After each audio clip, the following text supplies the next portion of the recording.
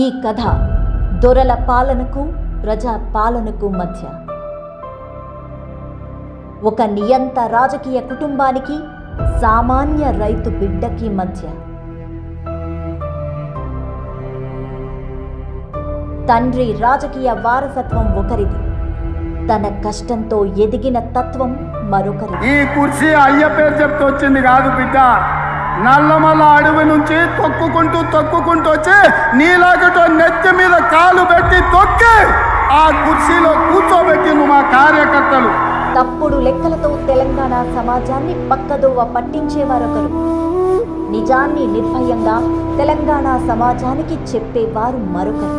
ముఖ్యమంత్రిని సైతం దూషించే సంస్కృతి ఒకరిది, ప్రత్యర్థిని సైతం గౌరవించే మనస్తత్వం మరొకరిది. ఎమ్మెల్యేగా కూడా గెలవనివ్వమన్నారు. తనతో పాటు మరో 63 మందిని గెలిపించుకున్నాడు. Congress has been able to defeat the regional satrap BRS. సామాన్యుడివి అన్నారు, సీఎం స్థాయికి వచ్చాడు.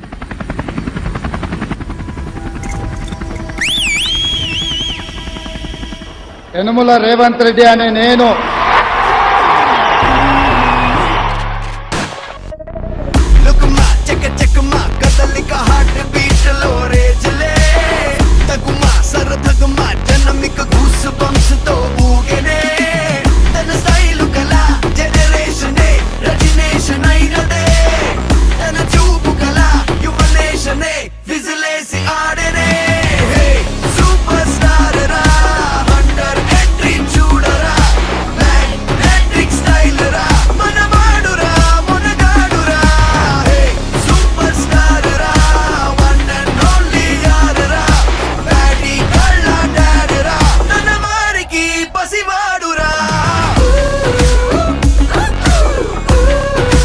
పరిపాలన చేతకాదన్నారు, ప్రజలకు సుపరిపాలన అందిస్తున్నారు.